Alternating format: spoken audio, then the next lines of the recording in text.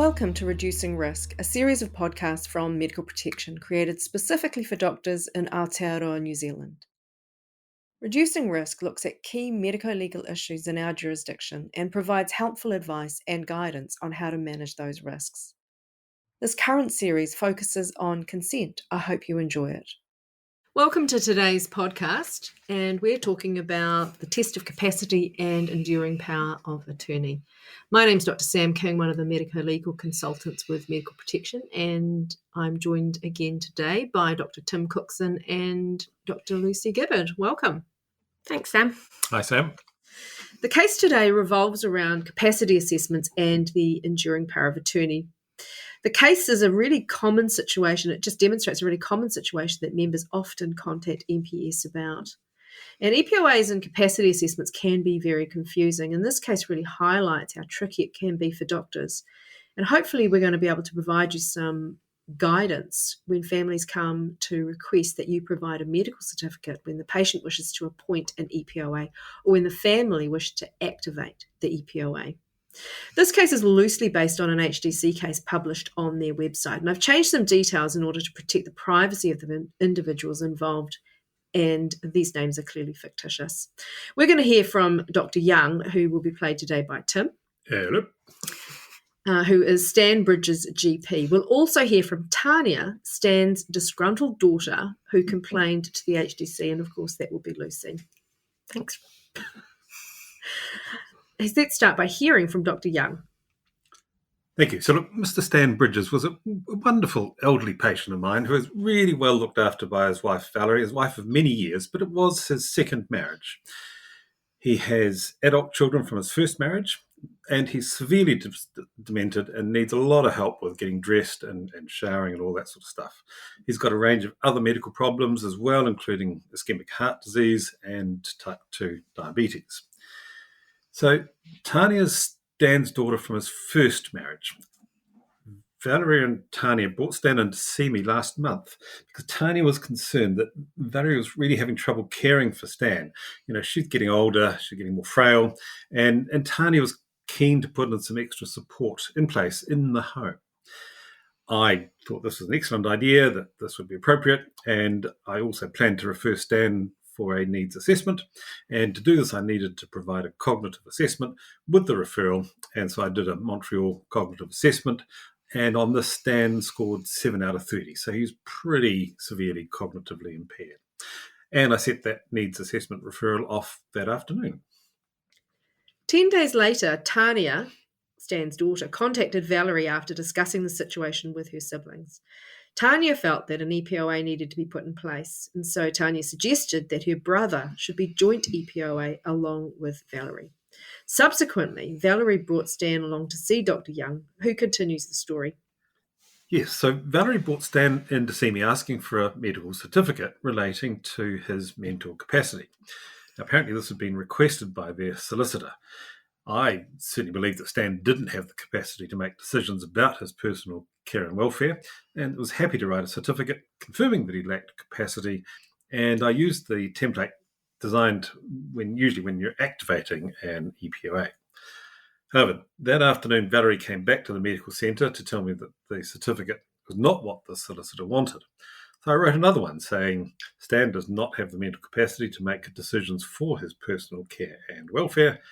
I have known Valerie and Stan for many years, and he has always been comfortable with Valerie making decisions for him. Thought that was all that was needed and put it out of my mind. But a few days later, Valerie was back. Apparently my certificate was still not right. She told me that the solicitor needed a certificate stating whether or not I deemed Stan to have the mental capacity to appoint Valerie as his EPOA. So I was getting a little bit sort of confused by this stage, so I actually called the solicitor to find out exactly what was needed. So after talking it over with the solicitor, I concluded that he really needed a certificate saying that Stan had capacity to appoint an EPOA. I didn't think to ask Stan if he understood what an EPOA was about. I did ask him if he was happy for Valerie to continue looking after him, and he said yes. And Valerie had taken good care of Stan over the years. And I thought it was in Stan's best interest for Valerie to continue to care for him. So I wrote the certificate saying he had capacity to set up an EPOA. I just thought this was a formality, really. I didn't realise that a more formal assessment of capacity was needed, or that Stan's children were unhappy with Valerie's care of their father. We'll now hear from Tanya, Stan's daughter.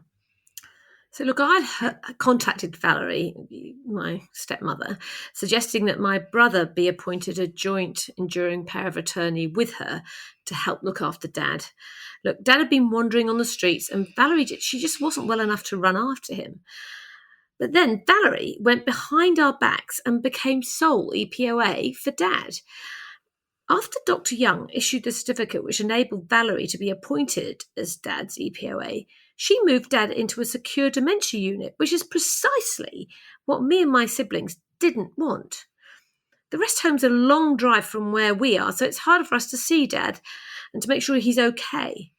Valerie didn't even discuss the move with us. We are really upset about this and believe the GP signed the certificate saying Dad was competent when clearly he wasn't.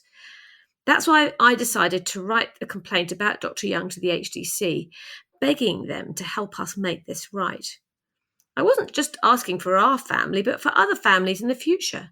Nobody should have to go through what we've been going through. This has just been devastating for us. The HDC wrote to Dr. Young and asked for his explanation of what took place. It was at that point that Dr. Young contacted MPS. Before we find out what happened in this case, let's talk about EPOAs and capacity. So let's talk first about what is an EPOA or enduring power of attorney. The EPOA, it allows another person the legal right to make decisions on your behalf for property and personal care and welfare, or in other words, your health. The power of attorney for health only comes into effect once the patient is deemed to lack competence, as certified by a doctor or nurse practitioner, clinical psychologist, or the court. The power of attorney for property can be activated at any time, in other words, whilst the patient remains competent. EPOAs can be set up for both property and personal care and welfare, and each one is a separate document. More than one EPOA can be named for property, however, only one can be named for health. And as a safeguard, the patient, or also known as the donor in the Act that this comes under, can stipulate how much consultation and with whom the named EPOA must take place before the decision is made. In other words, you can have, for example, Valerie is appointed as the EPOA, and in this particular case, Stan, had he been competent, could have said, no, you must talk to Tanya, consult with Tanya and my other children before you make any decision. Confusingly, a property EPOA can be activated while the donor is still competent, but you can have multiple. So you can have a number of people who have that power of attorney over your finances and property. The main issue is that the donor or the patient must be competent to set up the EPOA in the first place, and that's what's at stake here in this particular case. So what powers does the attorney hold? Well, they have wide-ranging powers. The first and paramount duty of the attorney is and this is quoted, the promotion and protection of the welfare and best interests of the person, while seeking at all times to encourage the person to develop and exercise the person's capacity for decisions. In other words, the main thing for an EPOA holder is to act in the patient's best interests, but also to ask the patient what their thoughts and wishes are to the limit of their capacity. And that's a way that we maximise the patient's autonomy. If the patient is competent to make a specific decision, even if the EPOA is enacted, it is the patient's to make. But there are limits to the power of attorney. Lucy, have you got thoughts around what the limits are? Yeah, so an EPOA for health and welfare, there are some areas where they cannot consent on behalf of the patient, and some of these are they can't make decisions about marriage or entering into a civil union or divorce.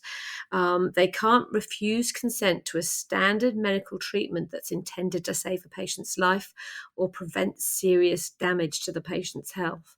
So any standard treatment that is there to save a patient's life, the EPOA can't withhold that consent. They can't, because of that, just sign a do not resuscitate order. Also, under the End of Life Choice Act, the EPOA holder can't make an application on behalf of a patient. So if the patient is not competent, can't give a consent or a refusal around do not resuscitate, and the EPOA can't do that, who makes that decision? So in general, if the patient lacks capacity, the clinicians have got to decide themselves whether it will be appropriate medically to provide a resuscitation for that patient. The clinicians are allowed to consider that it will be futile to provide that treatment, and in which case they don't have to resuscitate a patient if they think it would be futile to do so. Equally, they may say, no, that would be inappropriate and in the patient's best interest, and the clinicians can do that. So really, once the patient lacks capacity, the EPOA can't refuse resuscitation, but the clinicians can say that it's not appropriate. Great, thank you. What did you talk about the End of Life Choice Act? So basically, the End of Life Choice Act says that you can't, an EPOA can't make an application under the End of Life Choice Act, so they can't do that.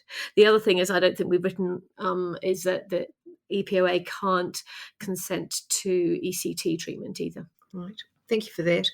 Tim, does the doctor have to involve the attorney in every decision? Well, certainly there are some attorneys that believe that is the case. And many of you will have had experience with the difficulties that creates. Do you have to get the attorney's consent to do a midstream urine test on your patient? Well, clearly that seems to be a little bit excessive. And in fact, the attorney is only empowered to make decisions in regard to a significant matter, whatever significant matter really means. And so obviously that's going to be up for debate a wee bit. But under the Act, it says that it's a matter that has or is likely to have a significant effect on the health, well-being or enjoyment of life of the donor. For example, a permanent change in the donor's residence, going into residential care, or undergoing a major medical procedure. So those things would all require the agreement of the attorney. But blood tests would not be generally regarded as being a significant matter. Of course, you generally want to keep family involved with decisions anyway. So part of good care would be to involve family. But yeah, in terms of the actual formal responsibility, no, not every test or decision has to be discussed. So what practical advice would you give, Tim, to doctors where the family do want to be involved in every little decision and it's becoming cumbersome? Well, I suppose you want to sit down with them and try and work out a workable arrangement, really, and point out to them the difficulties of having to contact them for every single decision. I guess ultimately you could bring the wording of the law out and make it clear to them if they weren't understanding just in the general discussion.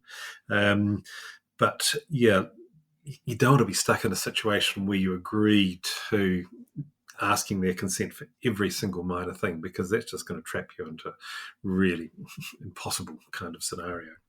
It's often not in the patient's best interests either when there's a significant delay in even ordering a test because you can't get hold of the EPOA holder. I think the main thing often when I talk to members about this is not to be held to ransom by these people, and sometimes really firm boundaries do need to be put down, don't they? Lucy, how do you set up an EPOA and what role does the doctor have in this? So generally, doctors, in most cases, aren't involved in setting up an EPOA. Generally, that's something that will be undertaken by a lawyer or a law clerk. And if the patient clearly has capacity, they don't need to involve a doctor at all. So the vast majority of EPOAs are set up without the doctors being involved. However, if the lawyer has concerns about a person's capacity and whether or not they are have got the competence to set up an EPOA, they may ask the patient to go to a doctor and to be assessed so that the doctor can give an opinion. So at that point, the doctor's giving an opinion on the patient's capacity, but actually it's still the lawyer who ultimately will make the decision about whether or not that patient has capacity. And when the lawyer signs that form, they have to say that they are happy that the patient has capacity to actually make the decision. So on the whole, when you're making an assessment of a patient and whether or not they've got the capacity to set up an EPOA, what you need to talk to the patient about is make sure they've got an understanding of what an EPOA is and what the significance of setting up an EPOA is and the pros and cons, and that they're able to communicate that decision with you. It doesn't actually matter to the doctor who the patient is choosing as their EPOA. All the doctor is really involved in is saying, has the patient got the capacity and the understanding to be able to make that choice? Often you do get these situations where there's family conflict and the family are in conflict about who should be set up as the EPOA. And I think on the whole, it's probably better for the doctors to stay out of that. Doctors can sometimes be asked their opinion by a lawyer, but the problem is often in those situations you're not privy to all the issues in the family and what's been going on. So in most cases we'd say that's not the role of the doctor. The doctor is there to just say the patient has got the capacity to make that decision and then let the patient make the decision. Sometimes in cases, I think that we've probably all had, where a doctor has made a decision on capacity based on their past experience of the patient. What would you say to that, Lucy? Yeah, and I think that's quite dangerous because often when you're having conversations with patients about their blood pressure and all sorts of other things, you're not specifically checking in with them to their understanding of the finer points of what it means to set up an EPOA. So I think that actually you're often not in a position to make a good decision. So if you are asked to give an opinion on the capacity, it really is important that you actually take the time to do that and actually to talk to the patient about that. A lot of clinicians think that they'll do some kind of a cognitive assessment on the patient, like a MOCA or a mini ACE or MMSE, and they'll think that document and that cognitive assessment can be used in place of a capacity assessment, but that's not correct. It's really important that actually you've had the conversation and made sure the patient has capacity to make the decision rather than just relying on a cognitive assessment. We've certainly had a number of cases, haven't we, where lawyers write and ask the doctor, when you saw this patient 4 years ago, were they competent to make this decision? And of course, you didn't assess them at that time 4 years ago for that particular decision. So it's important that, the capacity assessment is done at the time for the purpose for which the decision is being made. I think lots of GPs in particular really want to help their patients. They really want to do what the family are asking. And we can get a little intimidated when we receive a lawyer letter. And so often we comply. But I think, what I'm hearing from you is that it's really important to carry out that appropriate assessment at the time that you're writing the certificate and not feel pressured to do what these other people want you to do. And I think that part of that problem is often to do with money, that obviously setting up an EPOA is much cheaper than the alternative, which is if a patient lacks capacity, then actually the family have to go to court and get a welfare or guardianship set up. And that costs the family a lot more money than setting up an EPOA. So I think there is often some sort of pressure to say to the doctor, look, it's in the patient's best interest. Please say that they've got capacity to set up an EPOA because it saves the family having to go to court to get a welfare guardian set up. And sometimes there may be situations where you decide that actually you don't have the competency to make that assessment of capacity. And if you happen to know, for example, that the family are warring and that no matter which decision you make, someone is going to complain about you, then actually that may be a really good time to get, for example, a psychogeriatrician to do the assessment rather than doing it yourself and getting in the firing line. Tim, what's the difference between the capacity required to set up an EPOA and enact an EPO? What's the difference between those two things? Well, this one's really interesting because you kind of think that, well, you have to have a degree of capacity and then there'd be a time gap and you'd gradually lose capacity and then the EPOA would be activated. But in fact, they're actually different decisions. And you can actually have a situation where someone is competent to make the decision that they want their wife to continue to look after them, even if they don't have much understanding about what the details of that looking after might entail in the long run.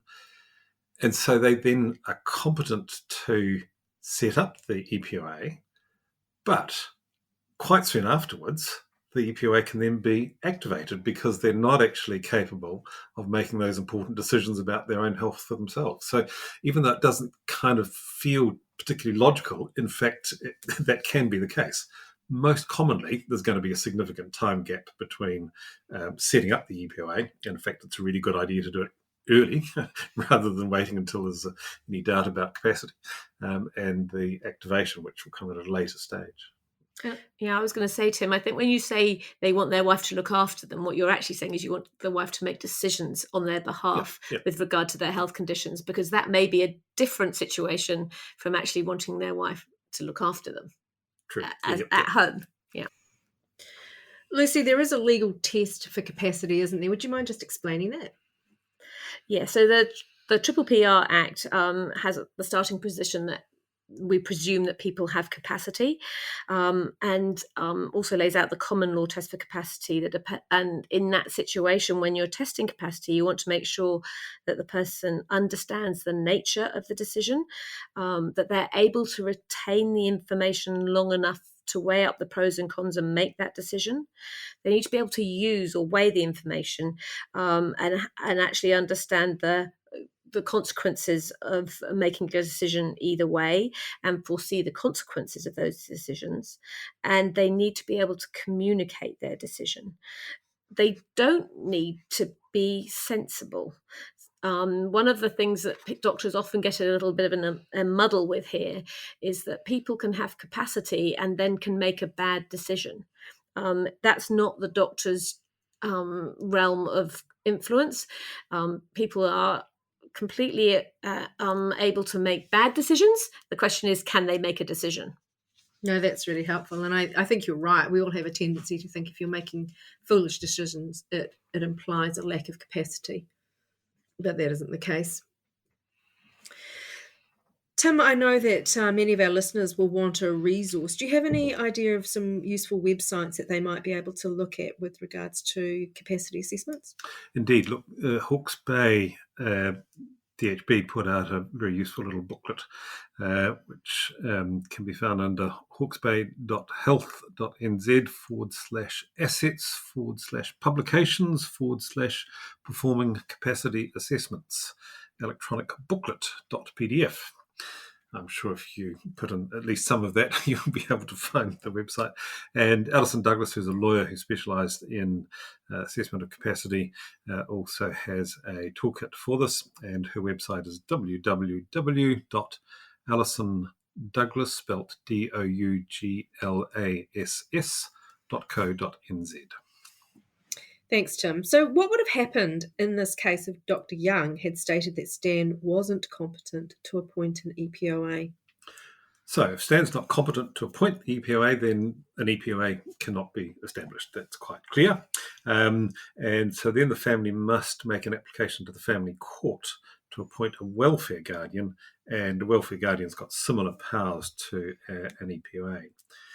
Now, that, as Lucy has explained, is expensive, and so there can be a sort of a hitch in the proceedings in this case, because if there's no EPOA or welfare guardian, then there's actually no one who can give lawful consent. The patient themselves can't give lawful consent because they no longer have capacity, and next of kin certainly doesn't cut it in legal terms in terms of making those significant decisions.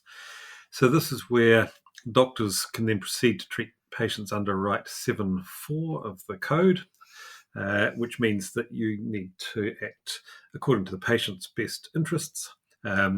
This can, of course, take into account views of the next next of kin, or your knowledge of the patient and your knowledge of the kind of decisions that you think they would have made when they did have capacity. But you're not bound, for example, by the decision of a next of kin, unlike the commitment that a decision from an EPA would have over you. I think there are some patients who have been treated long term under Right 74. In particular, I'm really thinking about younger people, younger adults who don't have capacity. And I think that's probably an inappropriate thing to proceed with. And for long-term care, I think it's really important that a welfare guardian is appointed. Lucy, can an EPOA be revoked? Absolutely. So if a person still retains competence after they've set up the EPOA, they can actually revoke it or change it and set up a new EPOA. And that isn't unusual for that to happen. There may be a change in your circumstances. So if you have set up an EPOA and you change your mind, as long as you still have competence and capacity at that point, yes, you can change it. If the patient lacks capacity, it's a more tricky thing, and it is something that sometimes families ask their GP. Often when there's a family in conflict and either siblings are disagreeing amongst themselves as to what's best for mum or dad, or there's a split family, you often get the situation where the family say the EPOA needs to be changed, and in which case the family would need to go to the family court and challenge it. But that wouldn't be something that normally a doctor would do. We have had situations, though, haven't we, where GPs have rung up saying, look, we've got the EPOA. I don't think they're acting in the best interests of their elderly father. There's no other family members involved. What can I do about this? And that's a real challenge. As GPs, we're not really wanting to go to the family court to overturn an EPOA.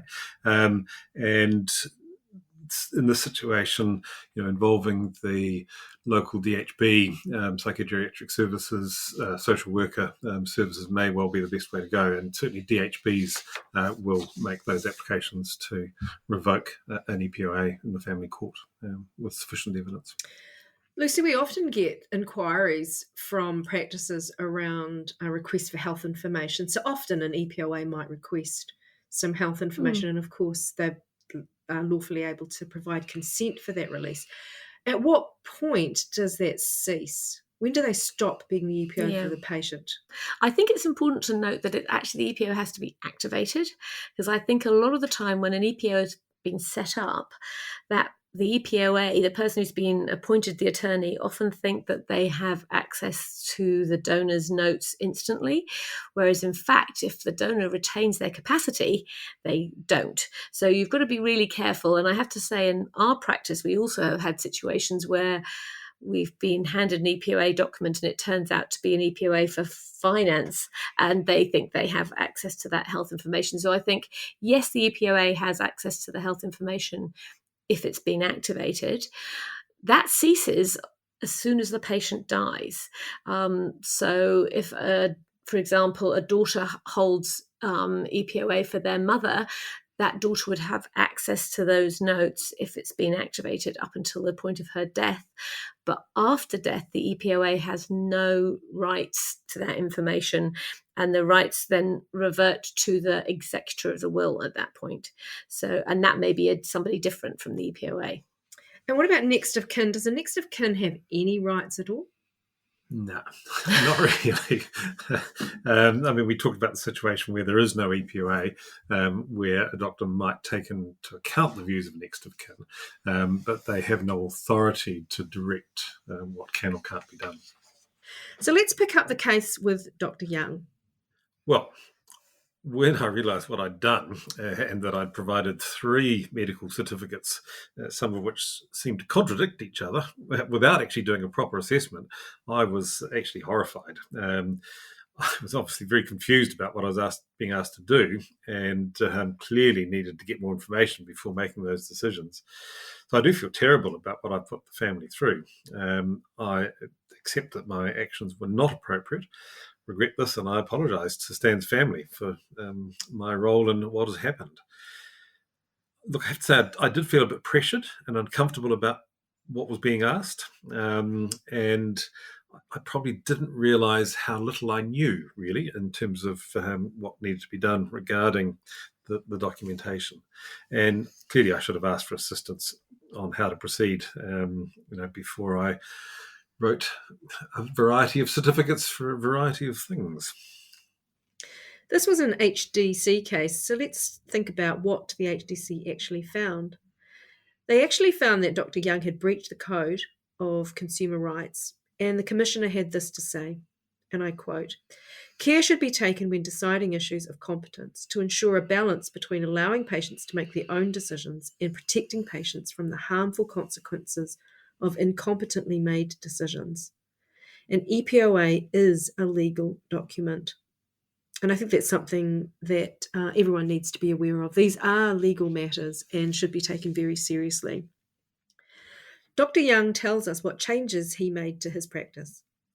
Well, first of all, I have to say that getting a complaint and then having the HDC investigate is a pretty stressful kind of experience, and certainly made me lose quite a lot of sleep and learn a whole lot of lessons in a pretty short space of time. So I've certainly taken this pretty seriously. Look, I didn't intend to cause anyone problems. That wasn't what I wanted to do.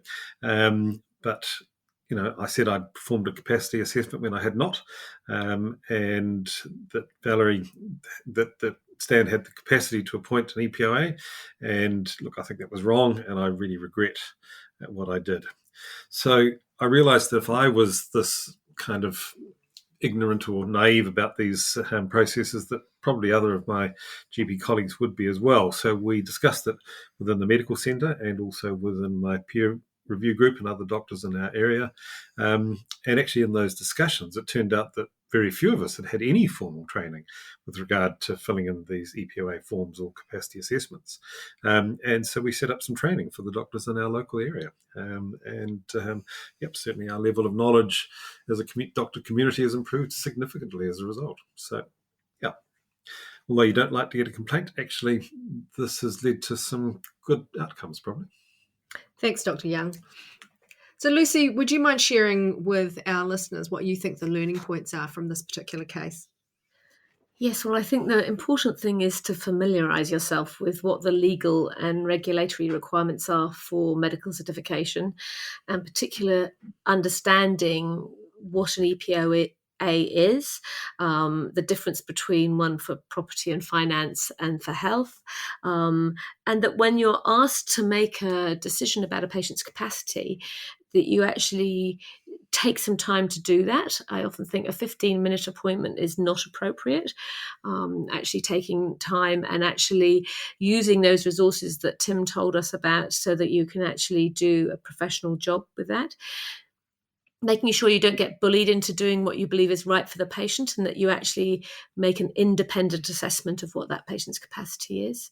And look, if it's a tricky situation and one where you're not sure whether the patient has capacity or not, it is definitely better to ask a consultant colleague, a psychogeriatrician who has more training in that area to make the decision for you, because you don't want to make the wrong decision.